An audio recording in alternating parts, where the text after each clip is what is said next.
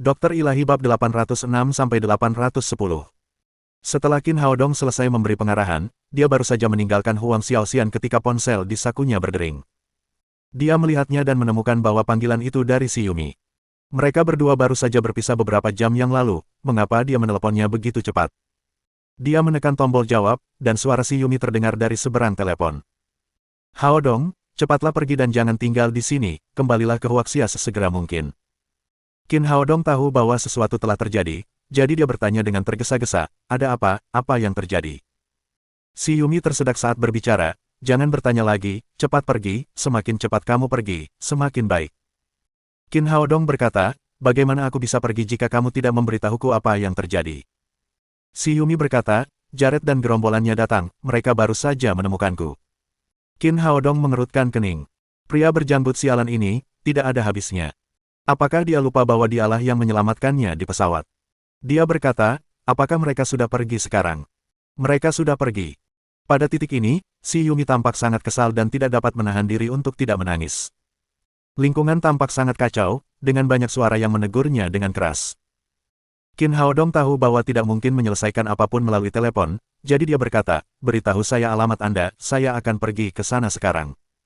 Si Yumi memperingatkan, jangan datang, Jared dan orang-orang itu akan tetap kembali. Baiklah, jangan bicara lagi, tunggu di sana dan aku akan segera datang. Qin Haodong langsung menutup telepon dan melambaikan tangannya untuk memanggil taksi. Ia mengambil setumpuk uang kertas AS dan melemparkannya dengan keras. Kirimkan aku ke lokasi Fashion Week dalam waktu 10 menit. Fashion Week musim ini sangat terkenal, jadi sopir taksi itu tentu tahu di mana tempatnya. Ia segera menyimpan tagihan, menginjak pedal gas, dan melaju kencang. 10 menit kemudian, mereka sampai di Lincoln Center, tempat diselenggarakannya Fashion Week. Fashion Week akan resmi diluncurkan besok dan hari ini akan menjadi gladi resik. Desainer seperti si Yumi yang datang untuk berpartisipasi dalam acara ini, membawa model busana mereka sendiri ke tempat di kota metropolitan untuk gladi resik. Ketika Qin Haodong memasuki tempat tersebut, ia mendapati bahwa tempat ini berantakan. Lincoln Center adalah bangunan simbolis M Country, jadi kelompok Jared tidak berani menyentuhnya. Namun, perlengkapan yang dibawa para perancang busana itu hancur berkeping-keping dan berbagai pakaian modis berserakan di tanah. Banyak model yang ikut gladi resik babak belur. Khususnya para model pria, semuanya berakhir dalam kondisi yang menyedihkan. Salah satu kaki model patah dan dia merintih kesakitan. Di tengah panggung, sekelompok orang mengelilingi si Yumi dan terus memarahinya. Ini semua salahmu, dari semua orang, kenapa kau harus memprovokasi orang-orang dari keluarga Jared? Sekarang, model kami telah terlibat dengan Anda. Bagaimana mereka akan berpartisipasi dalam Fashion Week besok, setelah dipukuli sampai babak belur seperti ini? Lupakan saja ronde ini, nanti orang-orang itu akan kembali, katakan padaku, bagaimana kita akan berlatih seperti ini? Mendengar suara-suara makian itu, si Yumi hanya berjongkok di tanah dengan menyedihkan sambil memeluk kepalanya dan menangis terseduh-seduh. Berhentilah menangis dan cepat bangun. Sebuah tangan besar yang kuat menarik si Yumi ke atas. Dia mendongak dan melihat Qin Haodong, tetapi dia berteriak dengan tergesa-gesa. Mengapa kamu di sini? Cepat pergi, orang-orang itu akan kembali nanti. Pada saat itu, seorang wanita kulit putih dengan tubuh yang berlekuk berteriak. Dia tidak bisa pergi, orang-orang dari keluarga Jared ada di sini untuknya dan jika masalah ini tidak diselesaikan, bagaimana kita akan berlatih, bagaimana kita akan tampil besok? Ketika yang lain mengetahui bahwa Qin Haodong adalah orang yang dicari Jared, mereka juga mulai berteriak. Benar, dia tidak bisa pergi, masalahnya belum selesai, jadi siapa yang akan bertanggung jawab atas semua kerugian ini? Baiklah, berhenti berdebat karena aku sudah di sini, aku tidak akan pergi. Qin Haodong cukup fasih berbahasa Inggris. Suaranya tidak keras tetapi mengesankan, dan itu membuat orang-orang di sekitarnya terdiam dalam sekejap. Dia menoleh ke belakang dan menatap si Yumi, hanya untuk menemukan bekas telapak tangan yang besar di pipi kirinya. Tulang pipi kanannya juga bengkak, tampaknya, dia telah ditampar. Meskipun dia menolaknya, melihat dia dipukuli seperti ini tetap membuatnya marah. Dia mendidih karena marah. Siapa yang menamparmu? Katakan padaku apa sebenarnya yang terjadi. Si Yumi menjawab, kami sedang berlatih ketika Jared membawa sekelompok besar orang, saya tidak tahu bagaimana dia bisa sampai ke sini, tetapi dia berkata bahwa karena dia tidak bisa mendapatkan kembali 30 juta dolar yang dicuri darinya, maka Anda harus mengganti kerugiannya. Dia memintaku untuk memberitahukan alamatmu, tetapi aku tidak melakukannya, jadi dia mulai merusak tempat ini. Dia mengancam bahwa jika aku tidak menyerahkanmu, aku tidak akan dapat mengikuti Fashion Week musim ini. Bajingan itu, seharusnya aku biarkan perampok membunuhnya saat itu. Qin Haodong menepuk punggungnya dan menghiburnya. Jangan khawatir, kalian semua harus terus berlatih, aku akan menyelesaikan masalah ini. Mendengar percakapan mereka, wanita jangkung di sebelah mereka bersuara lagi. Bagaimana kalian akan menyelesaikan ini, kesampingkan masalah lainnya, semua model kita terluka, jadi bagaimana mereka akan ikut serta dalam pertunjukan besok? Qin Haodong melirik ke sekeliling dan bertanya ketika melihat model yang meratap dengan kaki patah. Dia sudah terluka begitu lama, mengapa tidak ada yang mengirimnya ke rumah sakit? Si Yumi menjawab, dia model kontrakku, sebelum Jared pergi, dia mengancam bahwa jika ada yang berani mengirimnya ke rumah sakit, dia akan mematahkan kaki orang itu, ambulans belum datang sampai sekarang, jadi sudah pasti dia yang melakukan panggilan kehormatan kepada mereka. Wanita jangkung itu berkata, karena kamu telah menyinggung keluarga Jared, sebaiknya kamu mundur saja dari Fashion Week musim ini, kalau tidak, kita semua akan menderita. Mendengar usulan itu, semua perancang busana lainnya pun ikut menyetujui. Dengan air mata berlinang di matanya, si Yumi berkata, baiklah, aku akan berhenti. Awalnya, ia menaruh harapan besar pada Fashion Week. Desain terbarunya mungkin akan memukau dunia dalam acara tersebut, tetapi karena keadaan sudah seperti ini, satu-satunya pilihannya adalah berhenti. Tunggu, kalian tidak bisa berhenti. Qin Haodong menghentikan si Yumi saat dia berbalik. Dia memberitahu yang lain, beri aku waktu setengah jam, aku akan memberimu jawaban.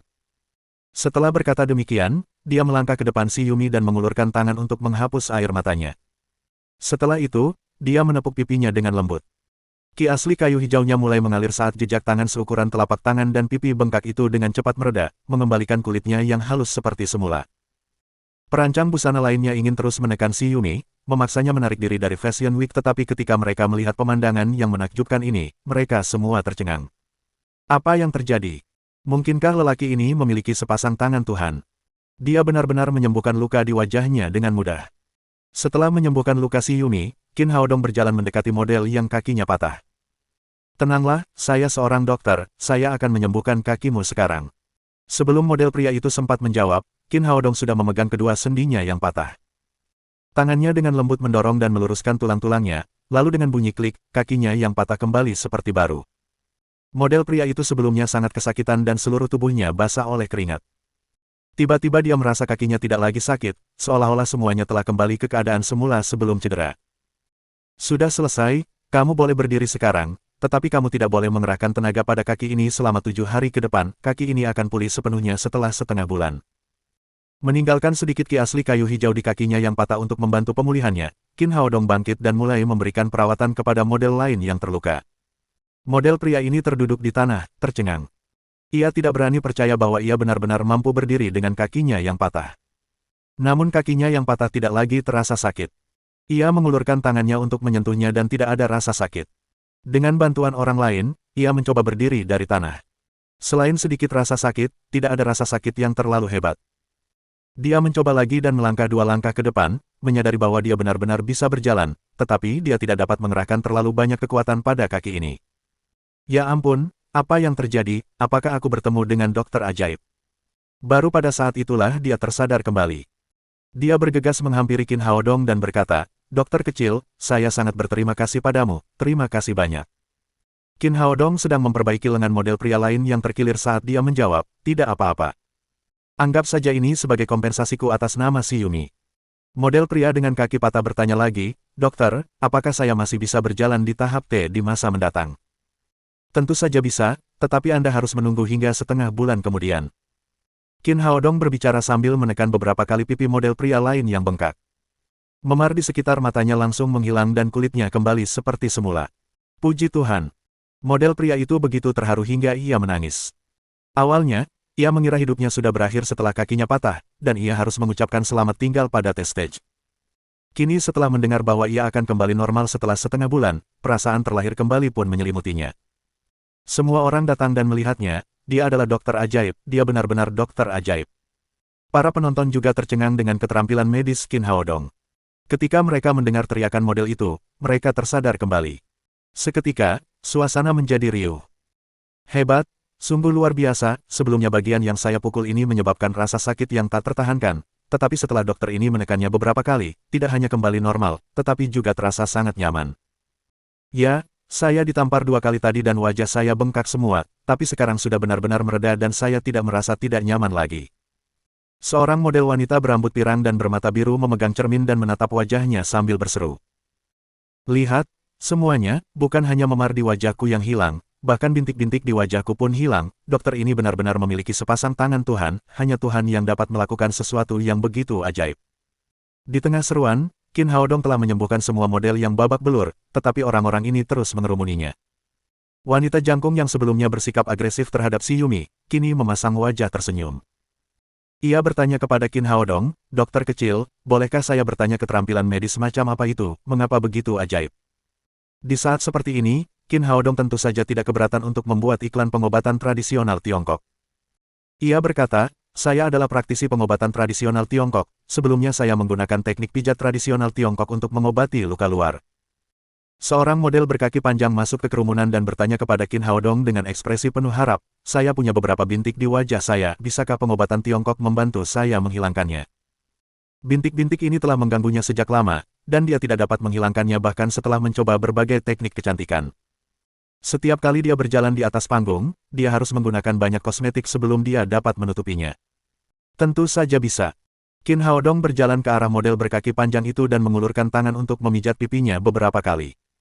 Di bawah pengaruh ki asli kayu hijau, bintik-bintik itu pun menghilang. Ketika dia menatap wajahnya yang tanpa celah di cermin, dia langsung berteriak kegirangan. "Ya ampun, luar biasa, benar-benar luar biasa." Setelah itu, dia memeluk Qin Haodong dan mulai mencium pipinya dengan gila-gilaan. "Jadi ini pengobatan Tiongkok, ada banyak sekali keterampilan pengobatan ajaib di Tiongkok. Saya tidak menyangka pengobatan Tiongkok begitu menakjubkan, saya ingin menemui praktisi pengobatan Tiongkok. Saya pikir hanya ada pengobatan barat di dunia, tetapi ternyata ada pengobatan tradisional Tiongkok yang lebih ajaib. Dibandingkan dengan mengobati luka, kecantikan adalah sesuatu yang dapat membuat para wanita yang berjalan di panggung T menjadi liar." Melihat bintik-bintik pada model berkaki panjang itu menghilang, yang lain langsung menjadi gila dan berkumpul di sekitarnya. Bab 807. Apakah kau ingin disembuhkan atau kau mencoba mengambil keuntungan dariku? Dokter kecil, saya sering sakit perut, bisakah Anda menyentuh perut saya dan menyembuhkan penyakit saya? Dokter kecil, saya punya benjolan di payudara, bisakah Anda menyentuh dada saya dan memeriksanya? Dokter kecil, saya mengalami menstruasi yang menyakitkan, bisakah Anda membantu saya? Sekelompok model cantik terus meminta bantuan Qin Haodong, seorang dokter ajaib yang dapat menyembuhkan penyakit dengan sentuhan biasa. Berdiri di tengah kerumunan, Qin Haodong mencium berbagai macam parfum. Ia tak bisa berkata apa-apa lagi setelah mendengar kata-kata mereka. Apa yang dilakukannya adalah pijatan, bukan sentuhan biasa. Lagi pula, bukankah kau memintaku untuk menyembuhkanmu? Kenapa kau terus menyentuhku? Kau ingin disembuhkan atau kau mencoba memanfaatkanku? Ruangan itu berantakan. Model pria yang kakinya baru saja patah memandang Qin Haodong dengan iri di antara kerumunan. Semua wanita di sini adalah model kelas dunia dan sungguh menakjubkan bahwa sang dokter dikelilingi dan dikagumi oleh gadis-gadis yang bangga ini. Namun, dia benar-benar seorang dokter yang hebat. Dia dapat menyembuhkan pasien hanya dengan beberapa sentuhan. Tepat pada saat itu, tiba-tiba sekelompok orang berpakaian hitam bergegas masuk dari luar, dipimpin oleh Jared, yang baru saja pergi. Oh tidak, Jared ada di sini lagi. Pria yang kakinya baru saja patah itu berteriak dan kemudian berlari ke belakang panggung. Ia tidak ingin kakinya yang baru saja diperbaiki patah lagi. Yang lainnya berhenti dan mundur karena suara itu. Meskipun mereka ingin Qin Haodong mengobati mereka, mereka baru saja melihat betapa mengerikannya keluarga Jared, dan mereka tidak ingin dipukuli lagi. Yang lainnya mundur ke kedua sisi, meninggalkan Qin Haodong dan si Yumi di panggung lebar dalam sekejap mata. Jared, dengan cerutu di tangannya, pergi ke catwalk dan menatap Qin Haodong dengan puas. "Wah, kenapa kamu tidak terus bersembunyi? Ini tempatku. Kukatakan padamu, aku bisa menangkapmu bahkan jika kamu bersembunyi di bawah tanah." Sambil berbicara, ia melangkah ke panggung T. "Wah, saya diperas 30 juta dolar di pesawat hanya karena kalian berdua. Sekarang bajingan-bajingan itu telah ditangkap, tetapi saya tidak bisa mendapatkan uang saya kembali. Kalian berdua harus membayar kerugian saya."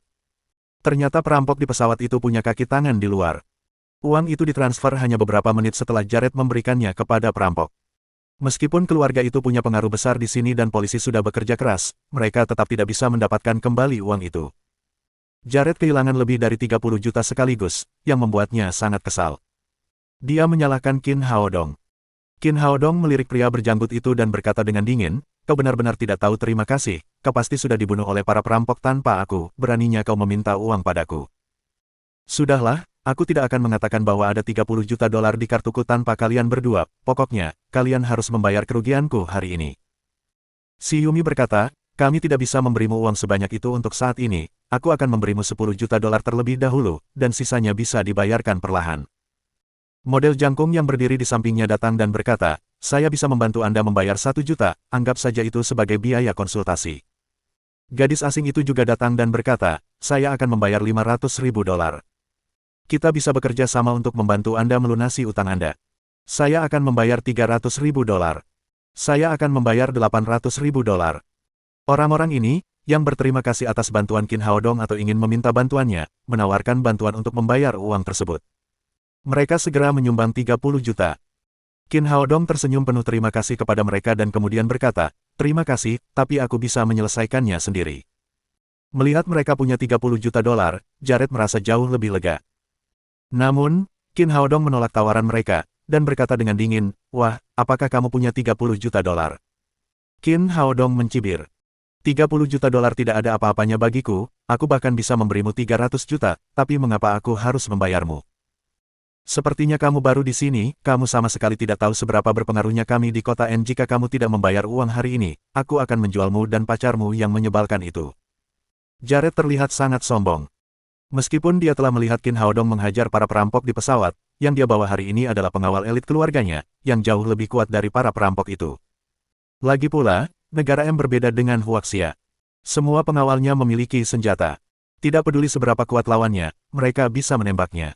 Jadi dia sama sekali tidak menganggap serius pemuda itu. Namun sebelum ia sempat menyelesaikan kata-katanya, sebuah kaki besar tiba-tiba muncul dan menendang wajahnya saat ia masih mengisap cerutunya. Qin Haodong tidak mau bicara omong kosong dengan pria ini. Dia langsung menendangnya keluar dari catwalk. Kali ini dia tidak menunjukkan belas kasihan kepada Jared. Jared terlempar ke udara dan mendarat sejauh 8 meter. Dia juga kehilangan separuh giginya. Jared jatuh ke dasar catwalk dengan posisi terkulai. Dia hampir tidak bisa bernapas sekarang. Melihat tuannya dipukuli, dua pengawal di sebelahnya bergegas membantunya berdiri. Jared memuntahkan darah dengan gigi patah. Dia hampir gila sekarang. Dia menunjuk Qin Haodong di atas panggung dan berteriak. Pukul dia, patahkan semua tulangnya. Ia hampir gila. Tidak ada seorang pun yang berani menyakitinya, tuan muda keluarga Jared. Keluarga mereka sangat berkuasa di tempat seperti kota N, negara M mereka dapat mengatasinya bahkan jika seorang pria Huaxia terbunuh di sini. Itu bukan masalah besar. Begitu dia memberi perintah, lebih dari selusin pengawal bergegas ke catwalk. Melihat para pengawal yang terlihat garang, para model di sekitar tidak dapat menahan diri untuk berteriak. Beberapa bahkan menutup mata mereka dengan tangan dan tidak tahan melihat lebih jauh. Para pengawal keluarga Jared adalah petinju bawah tanah yang hebat atau prajurit khusus yang sudah pensiun. Mereka semua tinggi dan kuat, dan mereka tidak menganggap serius Qin Haodong yang terlihat lemah dan kurus. Namun entah bagaimana, mereka langsung diusir begitu mereka berlari ke catwalk. Lebih dari selusin pengawal terlempar sebelum mereka sempat menyentuh pemuda itu. Jared sangat marah dan berteriak kepada pengawal di belakangnya. Apa kalian bodoh, cepat tembak dia dengan senjata kalian, bunuh dia sekarang. Para pengawal juga melihat betapa kuatnya Qin Haodong dan segera mengeluarkan senjata mereka. Mereka telah bertemu banyak ahli bela diri dalam beberapa tahun terakhir, tetapi bagaimana dengan itu? Mereka telah membunuh mereka semua dengan senjata mereka. Para pengawal mengeluarkan senjata mereka dan hendak menembak Qin Haodong tanpa ragu-ragu. Namun, targetnya tiba-tiba menghilang begitu saja. Apa yang terjadi? Kemana dia pergi? Sebelum para pengawal dapat menyadari apa yang sedang terjadi, mereka tiba-tiba menyadari bahwa senjata di tangan mereka juga telah hilang. Sebagai seorang ahli di panggung suci, Qin Haodong tidak akan memberi kesempatan kepada pengawal biasa ini untuk menembak. Dia telah mengumpulkan semua senjata di tangan mereka dalam sekejap mata dan melemparkannya ke tong sampah di sebelah mereka. Iblis, dia iblis. Melihat kejadian itu, para pengawal keluarga Jared pun mundur seakan-akan melihat hantu, dan mata mereka penuh ketakutan. Qin Haodong melirik mereka dan berkata dengan dingin, berlututlah jika kalian tidak ingin mati. Terkejut oleh momentumnya yang kuat, para pengawal itu berlutut di tanah pada saat yang sama. Dua pengawal berani melarikan diri, tetapi mereka jatuh ke tanah dengan bunyi gedebuk setelah berjalan beberapa langkah. Para penonton tidak tahu apakah mereka masih hidup atau sudah mati. Melihat pemandangan ini, para model di catwalk begitu terkejut hingga mulut mereka ternganga lebar. Ya ampun, apakah dia benar-benar Tuhan? Qin Haodong berjalan mendekati Jared. Saat ini, pemuda sombong itu gemetar ketakutan, dan tubuhnya berbau pesing yang menyengat. Melihat pemuda di depannya, dia gemetar dan berkata, maaf, aku tidak mau 30 juta. Qin Haodong menendangnya ke tanah dan berkata dengan dingin, tidak, kita masih harus membereskan semuanya. Menurutmu, bagaimana kamu harus membayarku karena telah merusak barang-barang di sini dan menyakiti pacarku? Jared berpura-pura tegar.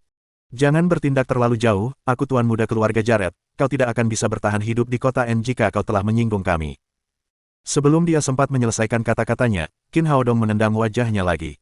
Jangan menakut-nakuti aku dengan keluarga brengsekmu. Aku tidak akan membiarkanmu pergi hari ini bahkan jika ayahmu adalah presiden negara M. Jared ketakutan mendengar kata-kata pemuda itu. Kalau terus begini, dia mungkin sudah terbunuh sebelum keluarganya datang menolongnya. Dia berkata dengan suara gemetar, saya akan membayarnya, maafkan saya karena bersikap tidak sopan. Itu sikap yang baik. Qin Haodong menoleh ke si Yumi. Berapa banyak kerugian yang kita alami? Semua orang di atas panggung tercengang. Tidak ada yang menyangka bahwa tuan muda yang sangat sombong dari keluarga Jared akan bertindak seperti orang yang tidak punya harapan. Si Yumi tersadar dan berkata, pakaian dan perlengkapan ini semuanya digunakan untuk pekan mode, harganya sangat mahal dan totalnya sekitar $300.000. Qin Haodong berkata kepada Jared, kau sudah mendengarnya, harganya $30 juta, tidak ada tawar-menawar. Kepala Jared pusing, dan sekarang dia makin bingung. Kudengar jumlahnya $300.000. Kok tiba-tiba naik 100 kali lipat? $300.000 hanya untuk pakaian, tetapi Anda telah menyakiti banyak orang dan harus membayar tagihan medis mereka, kata Qin Haodong. Selain itu, teman saya sangat terhormat, jadi tagihan medisnya harus dibayar terpisah. Anda baru saja menamparnya 2 kali, masing-masing $10 juta. Bukan aku yang menamparnya, kata Jared dengan nada terluka. Saya tahu itu bukan Anda, tapi itu pasti salah satu anak buah Anda, jadi Anda harus membayar $30 juta, kartu kredit atau tunai. Jared tercengang. Ganti ruginya terlalu mahal. Satu tamparan bernilai $10 juta, dan 2 tamparan bernilai lebih dari 100 juta yuan. Namun, dia tidak berani mengatakan, tidak, sekarang. Dia hanya bisa berkata dengan nada memelas, saya bisa membayarnya, tetapi uang 30 juta saya telah diambil oleh perampok itu. Saya benar-benar tidak punya banyak uang sekarang. Tidak masalah, bukankah keluarga Jaredmu sangat berkuasa, kembalilah dan ambil uangnya, kata Qin Haodong, aku akan menunggumu di sini, aku harus mendapatkan $30 juta dalam 2 jam. Jared sangat gembira mendengarnya. Dia tidak tahu apakah Qin Haodong gila atau tidak. Beraninya dia membiarkannya kembali untuk mengambil uang. Dia akan membawa para penguasa keluarga untuk memotong-motong orang ini menjadi beberapa bagian. Namun, dia tidak berani mengatakannya kepada Qin Haodong. Dia buru-buru berkata, jangan khawatir, saya akan mengirimkan uangnya dalam 2 jam. Setelah itu, dia berlari meninggalkan tempat kejadian perkara bersama anak buahnya. Bab 808 Jared tua. Setelah Jared dan anak buahnya pergi, terdengar sorak-sorai di tempat itu. Para gadis sekali lagi berkumpul di sekitar Qin Haodong. Pria muda yang tampan, bagaimana kamu melakukannya, apakah ini kungfu huaxia? Kamu hebat, apakah kamu punya pacar sekarang, aku ingin menjadi pacarmu. Pria tampan, kumohon jadilah pacarku, kita bisa punya banyak anak. Para gadis berkumpul di sekitar Qin Haodong, bersorak dan sesekali menciumnya. Dalam sekejap mata, wajahnya dipenuhi lipstik warna-warni. Sebaliknya, gadis asing bertubuh tinggi itu bersikap lebih rasional. Ia berteriak kepada orang banyak. Berhentilah main-main, masalah ini belum terpecahkan. Dapat dilihat bahwa dia sangat bergengsi di antara para gadis. Setelah dia menangis, semua orang langsung terdiam. Gadis jangkung itu berkata kepada Qin Haodong, Tuan Qin, Anda tidak tahu betapa buruknya keluarga itu. Meskipun seni bela diri huaxia Anda luar biasa, Anda tetap tidak dapat bersaing dengan seluruh keluarga. Menurutku Jared tidak kembali untuk mengambil uang, dia harus kembali untuk mencari bantuan, tinggalkan saja tempat ini bersama si Yumi, akan terlambat saat mereka sampai di sini. Mendengar apa yang dikatakannya, yang lain pun tersadar. Ya, sebaiknya kalian pergi dari sini sekarang, kalian telah mengalahkan pewaris keluarga Jared, dan kalian tidak bisa menenangkan mereka bahkan dengan uang. Cepatlah pergi dari sini, anak muda yang tampan, kudengar ada banyak majikan kuat yang bekerja untuk keluarga Jared, kau akan mendapat masalah saat mereka sampai di sini. Qin Haodong mengambil handuk dari si Yumi dan menyeka bekas bibir di wajahnya. Kemudian dia berkata kepada gadis-gadis itu, kalian dapat yakin bahwa keluarga Jared tidak akan datang mencari masalah, sebaliknya, mereka akan memberi kita $30 juta. Gadis-gadis itu sangat bingung dan bertanya-tanya dari mana datangnya rasa percaya diri pemuda itu. Mereka semua tahu betapa buruknya keluarga Jared. Keluarga itu tidak akan pernah menyerah. Qin Haodong berkata, maaf, tapi saya ingin menelepon sekarang. Kemudian dia datang ke sudut dan memanggil Zhan Wudi. Zhan Wudi kalah dari Qin Haodong di puncak Tianzu Gunung Kunlun, yang menimbulkan sensasi di luar negeri. Namun, tidak ada yang berani menantang statusnya karena ia adalah orang suci tingkat menengah. Dia masih merupakan tetua terbesar geng Qing. Meskipun dia bukan presiden, dia sebenarnya adalah pemimpin organisasi. Ketika dia sedang bermeditasi di ruang tenang untuk berkultivasi, teleponnya berdering. Zhan Wudi mengerutkan kening. Secara umum, murid-muridnya tidak diizinkan mengganggunya saat dia sedang berkultivasi, kecuali jika itu adalah sesuatu yang sangat penting.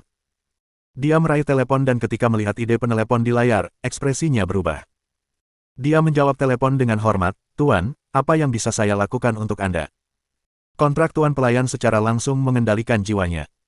Sebagai tetua terbesar geng Qing, ia memiliki status sosial yang tinggi, tetapi ia masih sangat menghormati Qin Haodong.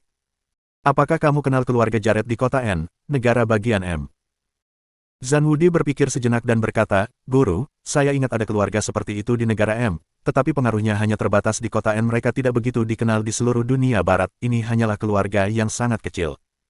Sekarang geng Qing adalah penguasa dunia bawah tanah barat. Mereka tidak akan memperhatikan keluarga kecil seperti keluarga Jared. Dia berkata lagi, Tuan, apakah keluarga ini mengganggu Anda? Apakah Anda ingin saya menyingkirkan mereka? Qin Haodong berkata, mereka memang membuatku kesulitan, tetapi tidak perlu menghancurkan mereka, mereka hanya butuh peringatan, mereka berutang padaku $30 juta sekarang, minta mereka untuk segera mengirimkan uangnya.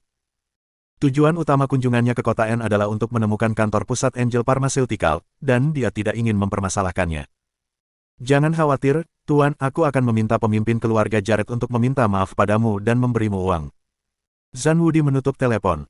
Dia tidak memiliki nomor telepon keluarga Jared, jadi dia langsung menelepon Tong Tiseng, murid tertuanya dan pemimpin geng Qing, dan memintanya untuk menangani urusan tersebut. Dan dia berulang kali mengatakan kepadanya bahwa dia harus melakukannya dengan baik.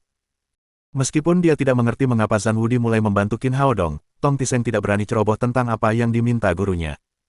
Dia segera menelepon Jared tua, pemilik keluarga Jared. Saat itu, di rumah keluarga Jared, Jared tua meluapkan amarahnya saat melihat putranya dipukuli. Di kota N, tidak ada yang berani menyakiti putranya. Pria itu hanya mencari kematian. Anda mengatakan bahwa orang itu sedang menunggu di Lincoln Center sekarang, dan dia meminta Anda memberinya $30 juta. Jared berkata, ya, ayah, dia terlalu sombong, dia sama sekali tidak menganggap serius keluarga Jared, ayah harus membalaskan dendamku dan memberinya pelajaran. Cahaya dingin melintas di mata lelaki tua itu. Ia berkata kepada pengurus rumah tangga, bahwa semua tuan dari keluarga kita bersamamu, ayo kita pergi ke Lincoln Center, aku ingin bertemu dengan lelaki dari Huaxia itu. Sebagai salah satu keluarga terbesar di kota N, keluarga Jared tentu memiliki beberapa kekuatan tersembunyi yang tidak diketahui publik, tetapi mereka jarang menggunakannya. Tetapi pada saat itu, telepon di sakunya berdering. Jared tua sangat marah. Dia bertanya-tanya siapa pengacau yang meneleponnya di saat kritis ini. Dia mengeluarkan ponselnya dan hendak melampiaskan amarahnya. Namun saat dia melihat nomor telepon di layar, dia langsung menjadi sangat hormat. Tuan Tong yang terhormat, saya merasa sangat terhormat menerima panggilan telepon Anda, apakah ada yang bisa saya lakukan untuk Anda? Keluarganya, meskipun berpengaruh di kota utara negara bagian M, tidak ada apa-apanya dibandingkan dengan geng Qing, yang mendominasi seluruh dunia barat. Jika mereka menyinggung pemimpin geng Qing, seluruh keluarga mereka dapat hancur kapan saja. Tong Tiseng berkata, pergilah ke Lincoln Center dengan $300 juta sekarang dan mintalah maaf dengan tulus kepada Tuan Qin. Jika Anda tidak bisa mendapatkan pengampunan dari Tuan Qin, maka keluarga Anda tidak perlu ada. Tong Tiseng tidak tertarik dengan keluarga kecil seperti itu. Setelah melakukan apa yang diperintahkan gurunya, dia langsung menutup telepon. Dia sama sekali tidak khawatir apakah keluarga Jared akan melakukan apa yang dia katakan. Jared tua tidak akan berani melawan geng Qing kecuali dia gila. Jared tua tercengang setelah menjawab panggilan telepon. Siapa gerangan orang Huaxia ini? Bagaimana dia bisa meminta pemimpin geng Qing untuk meneleponnya secara langsung dan meningkatkan kompensasi sebesar $30 juta sebanyak 10 kali lipat? Jared bertanya-tanya mengapa ayahnya berdiri diam dengan heran setelah menjawab panggilan telepon, tetapi dia tidak bisa menunggu lebih lama lagi. Dia melangkah maju dan berkata, ayah, semua orang sudah di sini, cepatlah, kita harus memotong-motong orang itu menjadi beberapa bagian. Aku akan memenggal bajingan tak berguna itu terlebih dulu. Dia menamparkan wajah putranya dengan keras. Dia sudah menyadari bahwa putranya yang tidak berguna itu telah membuat musuh bagi orang yang berkuasa. Jared jatuh ke tanah. Ia memegangi pipinya yang bengkak dan berkata dengan nada sedih, "Ayah, mengapa ayah memukulku?" Jared tua melambaikan tangannya ke pengurus rumah tangga dan berkata, "Ikat bajingan ini dan bawa cek sebesar 300 juta dolar, kami akan meminta maaf kepada Tuan Qin." Jared dan semua pengawal di sampingnya tercengang. Mereka belum pernah melihat tuan keluarga mereka meminta maaf kepada seseorang secara langsung sebelumnya. "Apa yang kau tunggu? Kau tidak mendengarku." Melihat anak buahnya berdiri mematung, Jared tua menjadi murka dan menamparkan muka pengurus rumah tangga itu lagi. Dia telah menyinggung King Gang tanpa alasan, yang membuatnya sangat marah. "Mengerti, Guru." Pembantu rumah tangga itu menjawab dengan tergesa-gesa dan meminta pengawal di sebelahnya untuk mengikat Jared. Kemudian, ia menulis cek sebesar 300 juta dolar dan mengikuti Jared tua ke Lincoln Center. Qin Haodong kembali ke tengah panggung setelah menelepon. Setelah ragu-ragu sejenak, si Yumi berkata dengan khawatir, "Haodong, mungkin kita harus segera pergi dari sini dan bersembunyi di suatu tempat." Gadis jangkung itu juga berkata, "Ya, anak laki-laki tampan, kamu bukan dari negara M, kamu tidak tahu seberapa kuat keluarga Jared, mereka terlalu berpengaruh di sini, kamu tidak bisa melawan mereka sendirian." Qin Haodong melirik gadis yang hangat dan berkaki jenjang itu. Tingginya 1,8 meter, berambut pirang, dengan payudara besar, pinggang ramping, dan kaki jenjang. Dia memang kecantikan barat yang langka. Dia bercanda. "Cantik, berapa umurmu, apa kamu punya pacar? Kenapa kamu masih punya mood untuk bercanda?" Dia hendak mengatakan sesuatu ketika dia melihat kerumunan orang bergegas masuk dari luar, dengan Jared tua di depan. Dia langsung gugup. Jared tua melirik ke arah catwalk setelah memasuki ruangan. Dia tidak mengenal Qin Haodong, jadi dia bertanya, "Saya tuan keluarga Jared, siapa Tuan Qin?"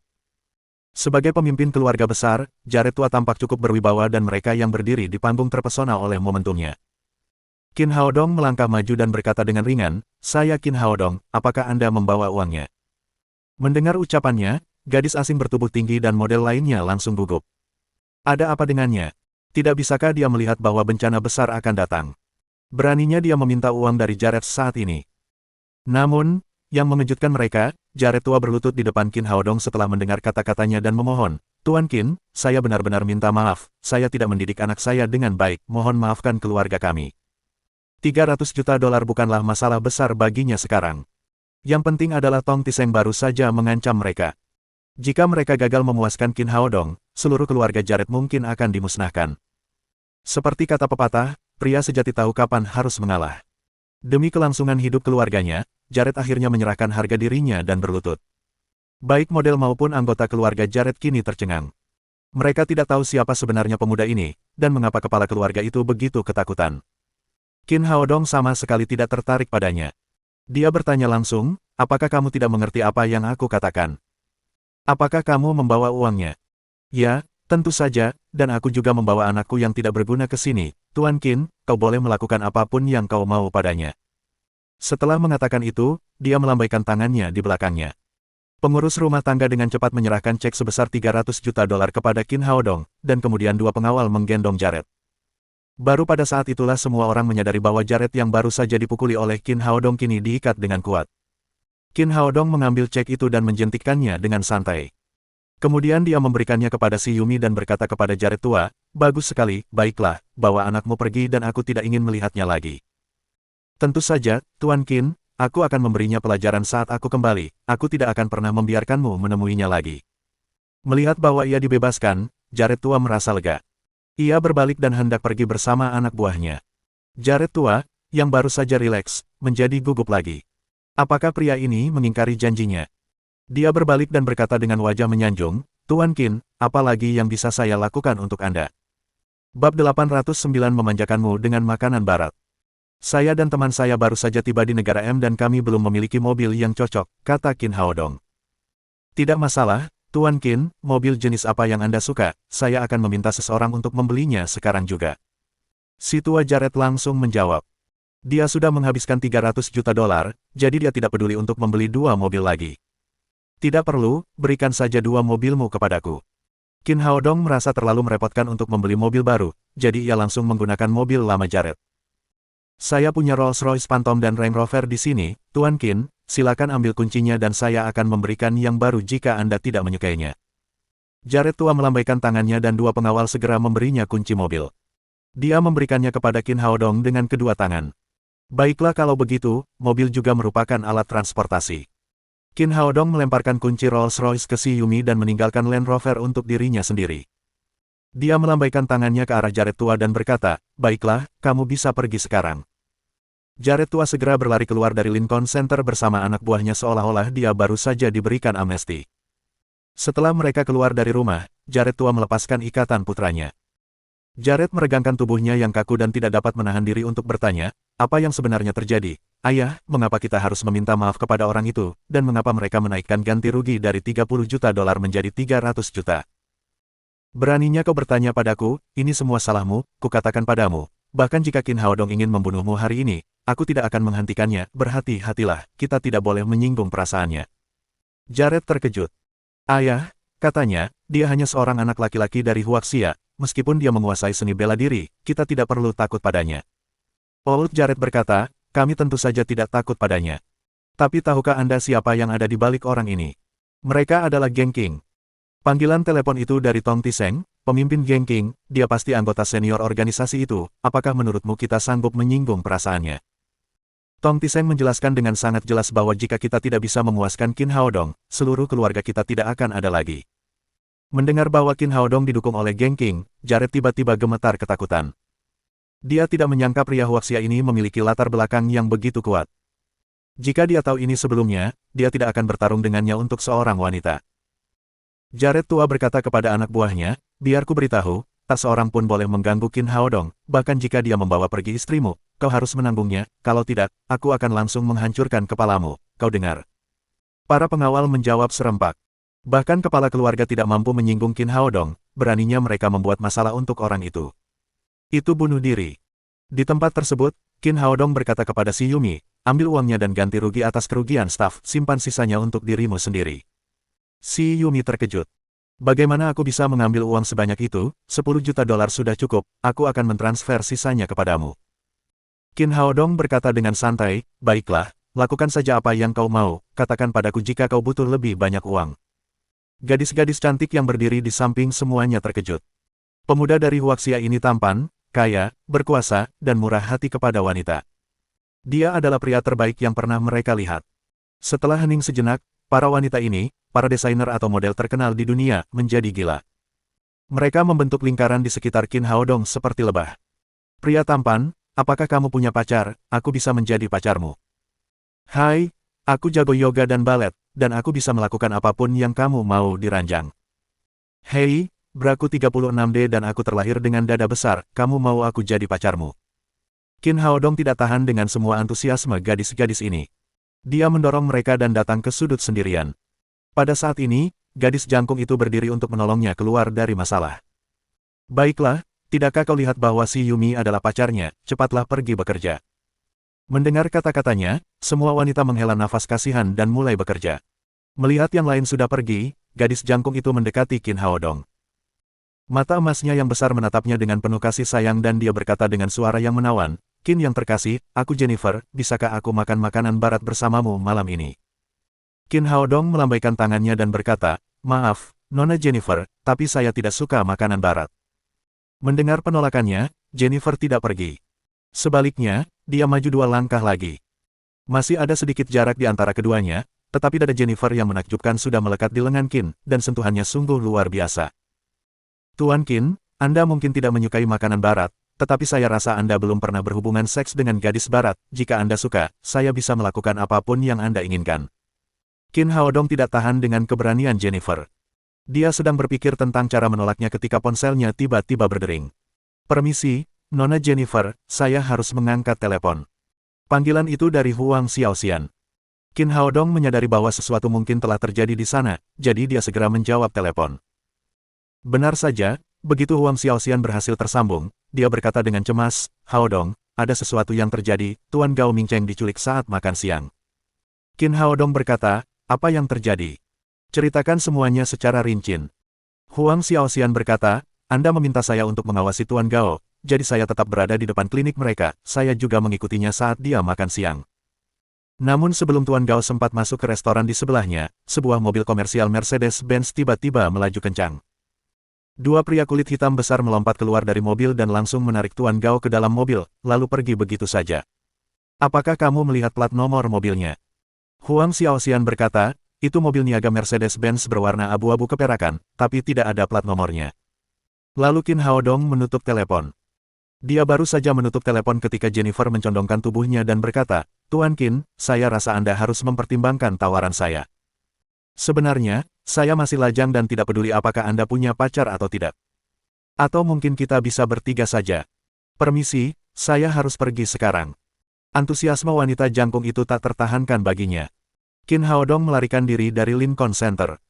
Dia mengira Angel Pharmaceutical akan menyerang Gao Mingcheng lagi, jadi dia meninggalkan jejak tersembunyi padanya. Dia tidak menyangka hal itu akan terjadi secepat ini. Saat itu tengah hari, dan dia berada di pusat kota yang tidak nyaman baginya untuk terbang dengan pedang.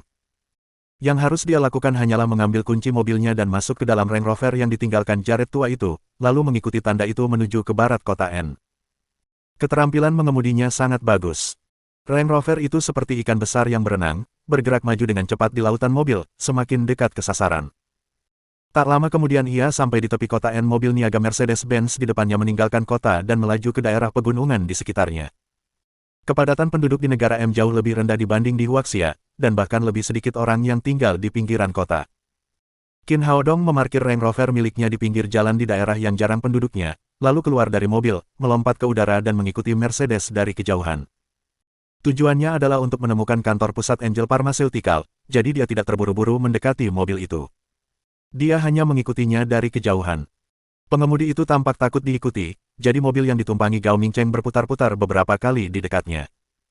Setelah memastikan tidak ada kendaraan di belakang, pengemudi itu keluar dari jalan dan melaju di sepanjang jalan setapak menuju gunung. Mereka segera sampai di sebuah gunung besar. Tidak ada jalan di depan. Pada saat ini, gunung itu tiba-tiba terbelah, memperlihatkan sebuah gua dengan lebar 10 meter dan tinggi 7 atau 8 meter. Mobil Mercedes-Benz melaju ke dalam gua, dan dinding gunung perlahan tertutup lagi. Tempat itu tersembunyi dan sepertinya tidak terjadi apa-apa di sini. Qin Haodong mendarat di pohon besar di sisi yang berlawanan. Markas besar Angel Pharmaceutical tersembunyi dengan baik. Jika dia tidak menemukan metode seperti itu, akan sulit untuk menemukan tempat ini. Dia tidak terburu-buru untuk bertindak. Gao Mingcheng baru saja dibawa ke sini. Pasti butuh waktu sebelum dia bisa bertemu Sun Fengqing, Huang Mingze dan yang lainnya. Para penjaga mungkin akan terkejut jika dia menerobos masuk saat ini. Dia menunggu di luar selama lebih dari setengah jam dan tibalah saatnya untuk bertindak. Dia melompat turun dari pohon dan melangkah ke dinding gunung. Gerbang markas tersembunyi ini terbuat dari baja halus, dan ada lapisan dinding batu tebal di sekelilingnya.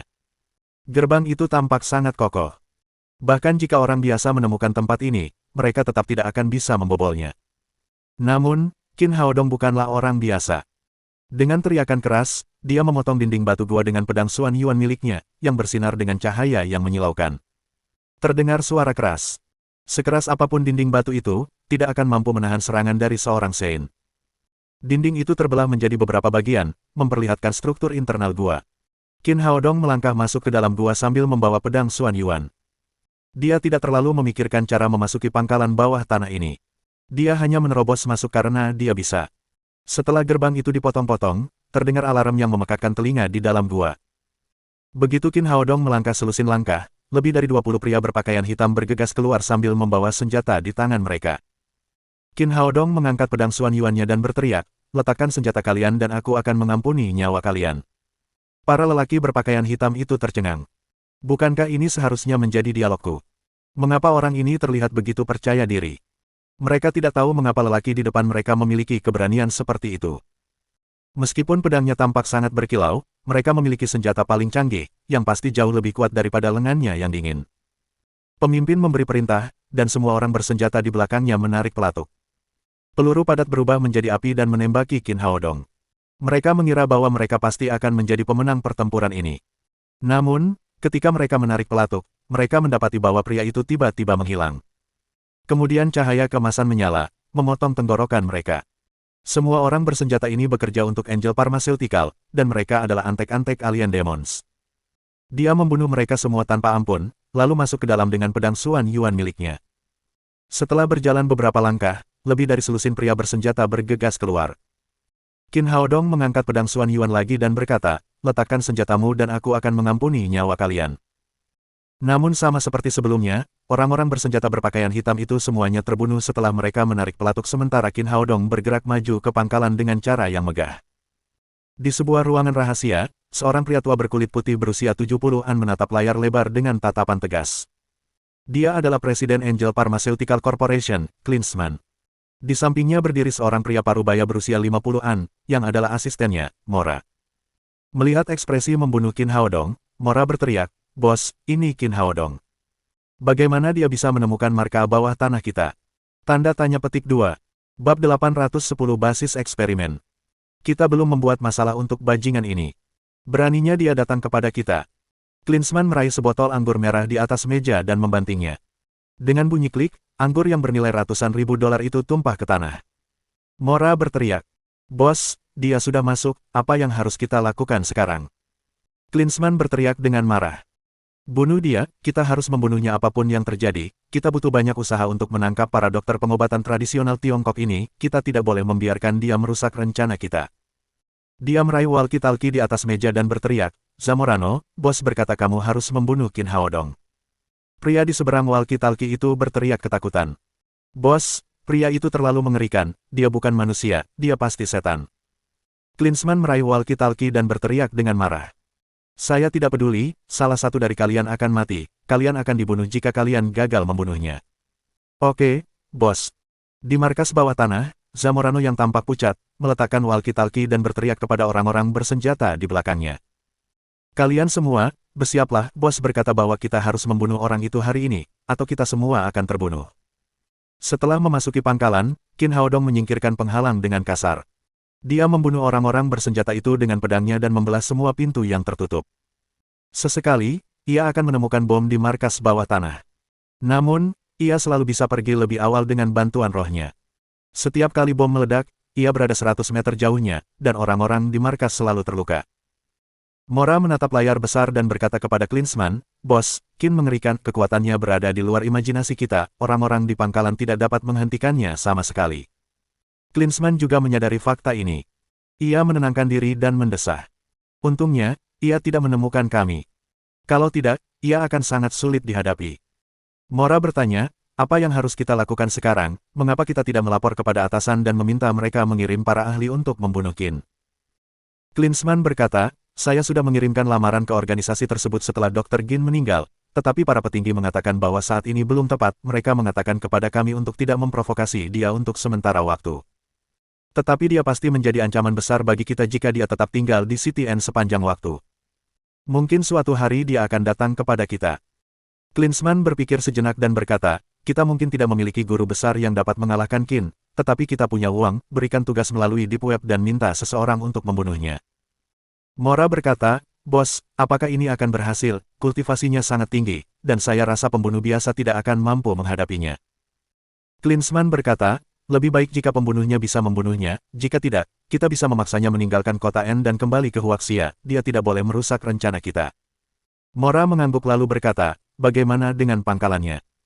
Klinsmann berkata dengan enggan, "Itu markas yang baru dibangun, tinggalkan saja, putuskan semua kontak dengan mereka, jangan biarkan orang itu mengetahui keberadaan kita." Mora berbalik dan berkata, "Ya, untuk melaksanakan perintahnya." Di sebuah ruang rahasia di pangkalan itu, seorang pria bersenjata berpakaian hitam bergegas masuk dengan panik dan berkata kepada Zamorano, "Bos, dia mengerikan, kita tidak bisa menghentikannya sama sekali, dia akan segera datang ke sini." Zamorano juga melihat semua ini di layar lebar. Dia menggertakkan giginya dan mengakui bahwa tidak mungkin membunuh Qin Haodong. "Cepat dan bawa dia ke seberang, agar kita bisa memindahkan sandera kita dengan aman. Jika kita bisa membawa pergi para dokter Huaxia ini, bos mungkin akan mengampuni nyawa kita." "Baiklah, bos, saya akan melakukannya sekarang juga."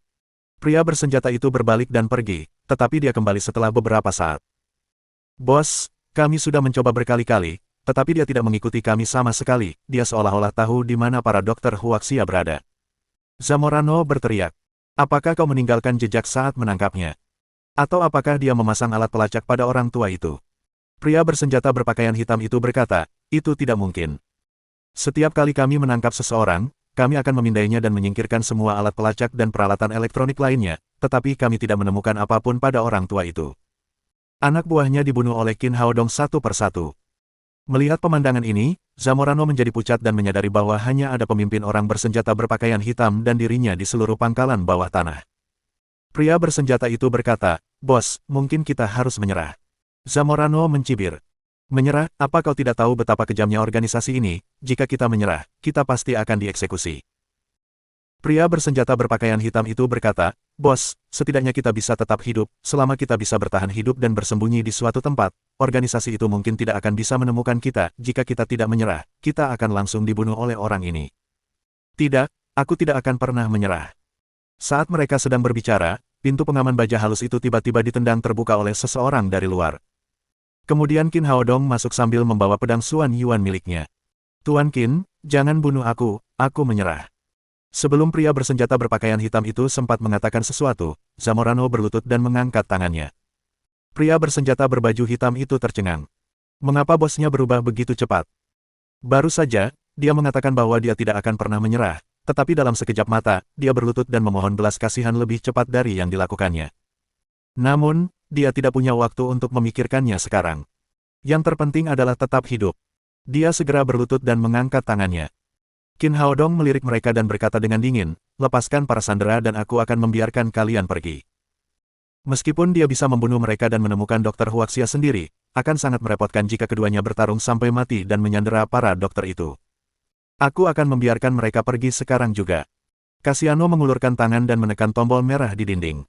Dinding di belakang mereka perlahan terbuka.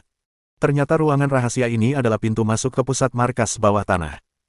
Keduanya memimpin jalan dan membawa Qin Haodong masuk.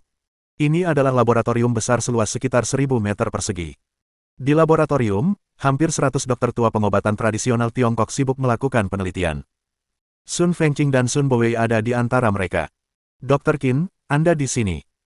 Saat melihat Qin Haodong, Sun Bowei segera bergegas menghampiri, memegang tangannya dan berkata, aku tahu kamu akan datang untuk menyelamatkan kami, hari itu akhirnya tiba. Sun Fengqing juga gembira.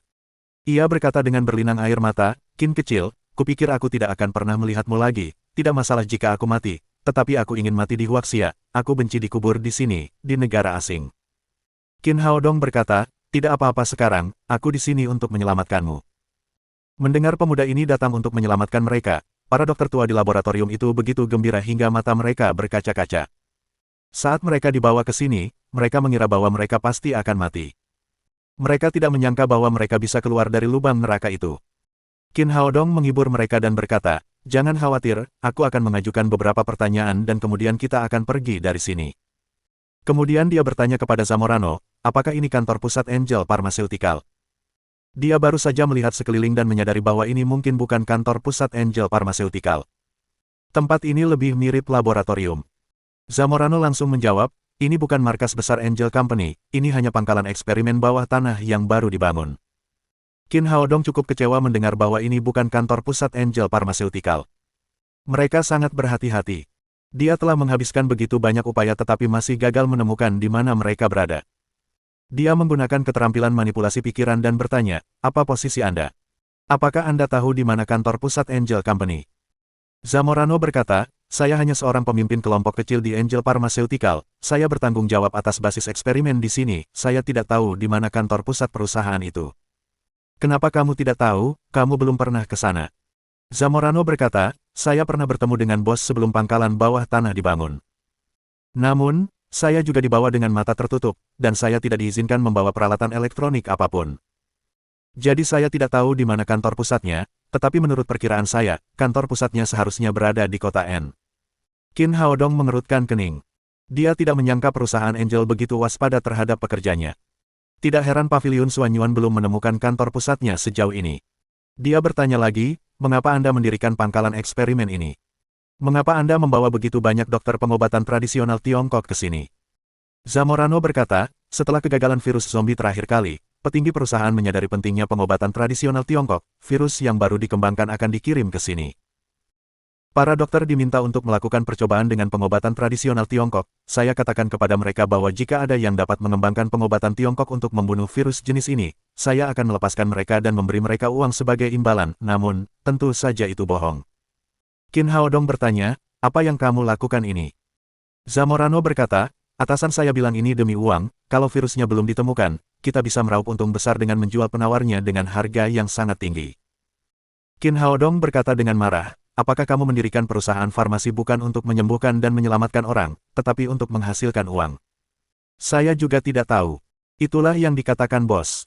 Singkatnya, dia meminta saya untuk menangkap para dokter pengobatan tradisional Tiongkok ini untuk melakukan percobaan. Qin Haodong mengajukan beberapa pertanyaan lagi kepadanya, tetapi Zamorano tidak tahu apapun tentang rahasia inti Angel Pharmaceutical dan Alien Demons. Dia juga tidak memiliki tato khusus. Jadi sepertinya dia memang hanya seorang pemimpin kelompok kecil. Karena dia tidak penting, Qin Haodong meninggalkannya sendirian. Perburuan perusahaan malaikat sudah cukup sulit bagi mereka untuk dihadapi. Dia membawa Sun Fengqing, Sun Bowei, dan sekelompok tabib tua pengobatan Tiongkok keluar dari markas bawah tanah. Kemudian dia melemparkan 2 jimat ke dalam markas. Dengan ledakan keras, seluruh markas bawah tanah berubah menjadi lautan api. Dia tidak menelepon polisi. Tidak ada yang bisa mereka lakukan, dan akan mendatangkan banyak masalah baginya jika mereka terus bertanya kepadanya. Cara terbaik adalah menghancurkan markas itu secara langsung. Namun, akan merepotkan untuk membawa semua orang ini kembali bersamanya. Akhirnya, dia membawa mereka keluar dari daerah pegunungan dan kemudian berbagi lokasinya dengan Huang Xiaoxian dan memintanya untuk menyewa 3 bus ke pusat kota. Para tabib tua pengobatan Tiongkok ini datang dari seluruh dunia. Sebagian dari mereka tinggal di pecinan, dan sebagian lagi dari Huaxia. Setelah mengucapkan terima kasih kepada pemuda itu, mereka semua naik bus dan berangkat. Huang Xiaoxian tidak ikut pergi bersama mereka.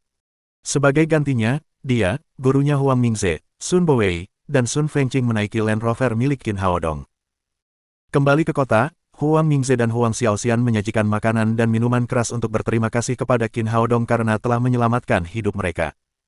Setelah kejadian itu, Sun Fengqing dan Sun Bowei tidak ingin tinggal di negara M lagi. Mereka naik pesawat dan terbang kembali ke Huaxia. Saat semuanya beres, hari sudah malam. Qin Haodong kembali ke apartemen si Yumi. Mohon dukungan dari omom ante-ante sekalian, buat subscribe atau sarekan novel Mimin ke Facebook kalian, agar channel Mimin bisa terus berkembang. Dengan begitu, Mimin bisa lebih semangat untuk up novel seru lain ke depannya. Sekiranya ada kebutuhan buat subback, silakan inbox Mimin atau tuliskan di kolom komentar, Mimin dulukan dengan ucapan terima kasih.